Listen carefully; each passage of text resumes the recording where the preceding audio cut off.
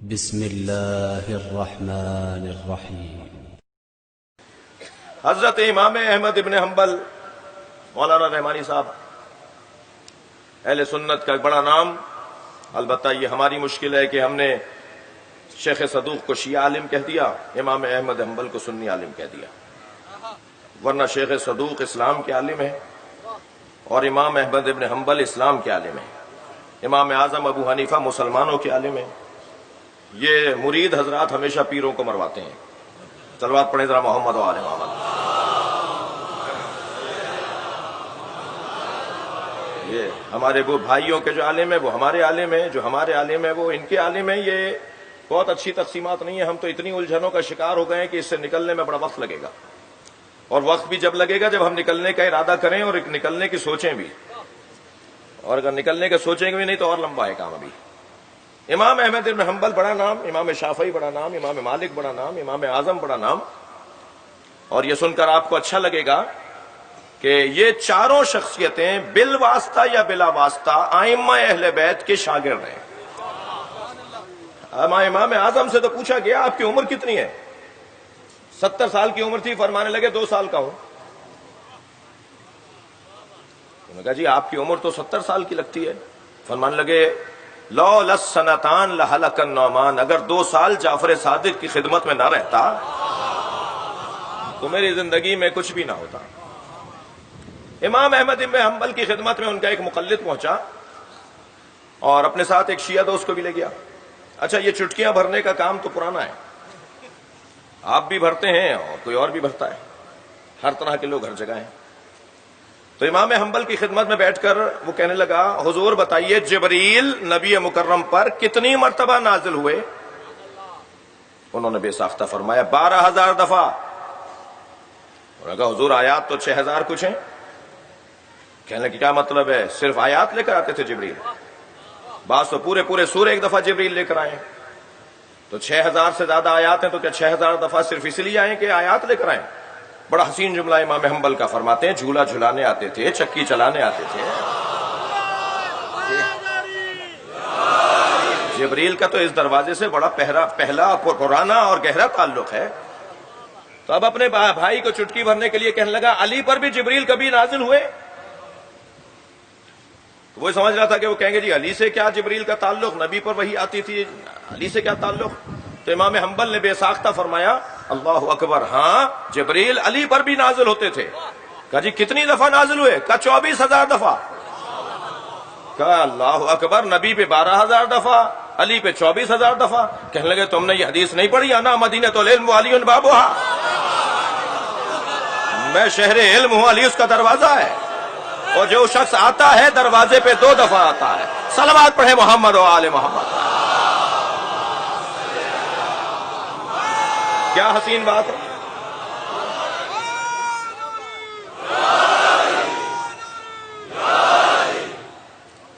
یہ شخصیات کے، اور پھر امام شافعی پر تو ہمارے جو شدید مزاج لوگ ہیں وہ امام شافعی سے تو بہت زیادہ پرے پرے رہتے ہیں، دور دور رہتے ہیں، کیونکہ انہوں نے 4 مصرے کہہ کے تو امام شافعی نے اہل بیت کی شان میں شاید ہی کوئی شیعہ ایسا جملہ کہے، جو دعوے دار محبت ہوتے ہیں نا شیعہ جی، ان سے کہیں زیادہ امام شافعی نے 4 مصرے کہہ دیے۔ میں ان کے 2 مصرے نہیں پڑھ رہا کہ جو مجھے ہضم کرنے میں دیر لگے گی، مگر 2 مصرے اس کے بعد والے پڑھ رہا ہوں جی۔ کفاکم عظیم الفخر انکم، اے اہل بیت مصطفیٰ آپ کے فخر کے لیے، آپ کے احترام کے لیے یہی کافی ہے۔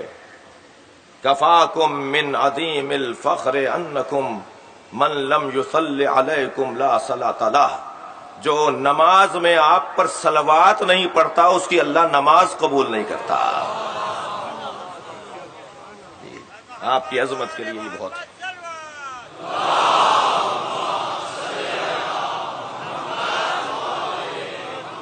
عزیزان گرامی، 5-8 منٹ اور فضائل پڑھوں گا۔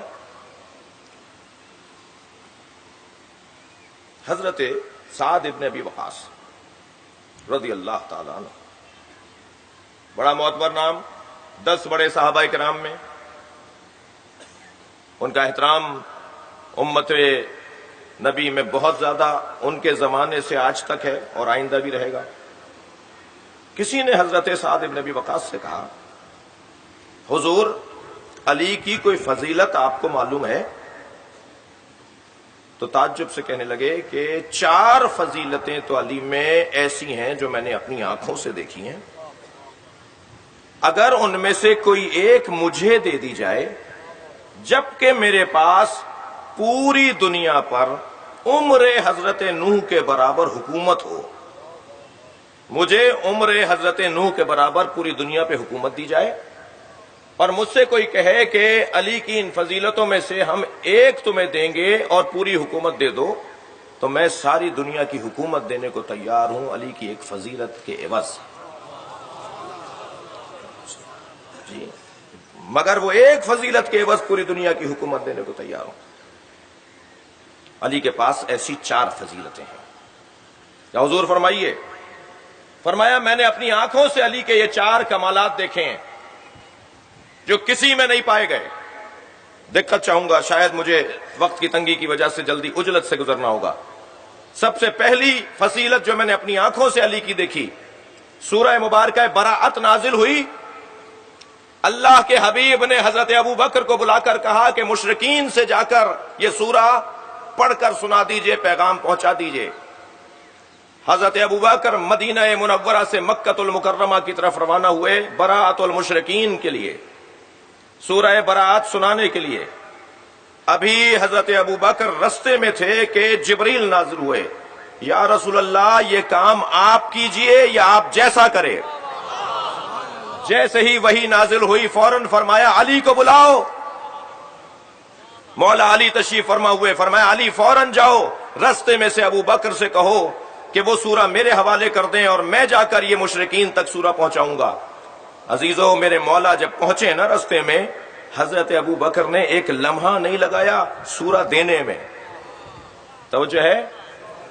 اور پیغام یہ تھا کہ اللہ کے نبی کو کہا گیا یہ کام آپ کریں یا آپ جیسا کریں۔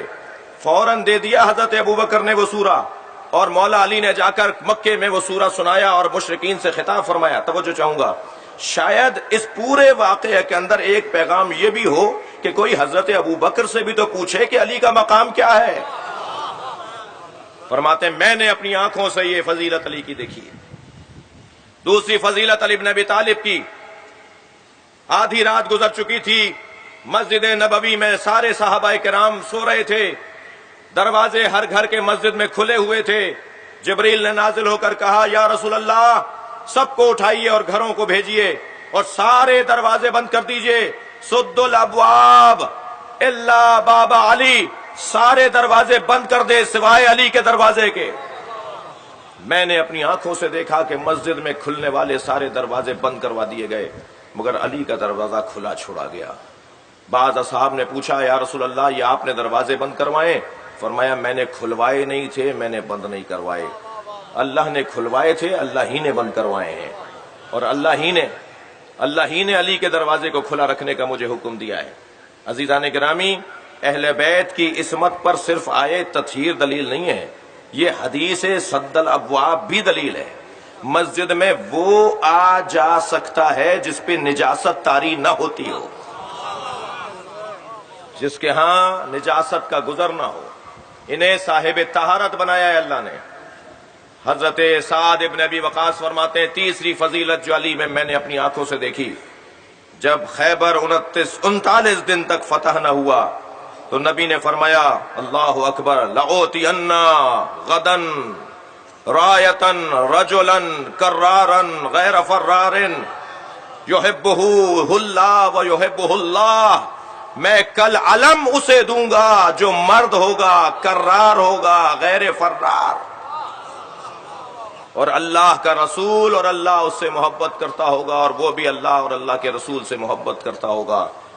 کہا علی میدان خیبر میں نہیں تھے، ہم میں سے بہت سے لوگ امیدوار تھے، سعد بن ابی وقاص فرما رہے ہیں ہم میں سے بہت سارے لوگ امیدوار تھے کہ یہ اعزاز کل کسے ملے گا، لیکن جب کل کا دن نمودار ہوا تو پیغمبر اکرم نے آواز دی میرا علی کہاں ہے؟ کہا آشوب چشم میں مبتلا ہے۔ فرمایا علی کو بلایا جائے۔ اپنا لعاب دہن علی کی آنکھوں پہ لگایا.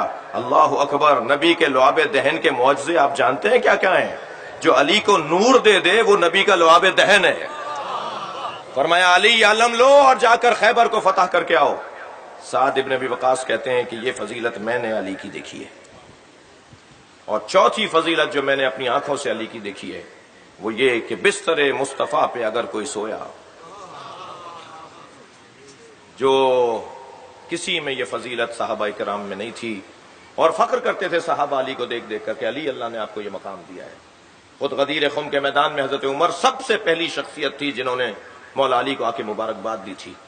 بخن بخن، یہ ان کے جملے ہیں، بخن بخن لکا یبنا ابی طالب اصبحت مولایا و مولا کل مؤمن. صلوات پڑھ لیں محمد و آلہ.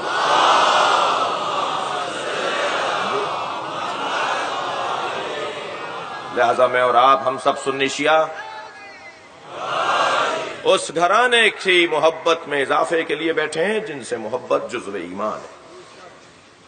کوئی مسلمان نہیں ہو سکتا جو نبی کی آل سے محبت نہ کرتا. اگر آپ ہمارے لیٹسٹ ویڈیوز کے بارے میں جاننا چاہتے ہیں تو ہمارے چینل کو سبسکرائب کریں اور بیل آئیکن کو پریس کریں. شکریہ.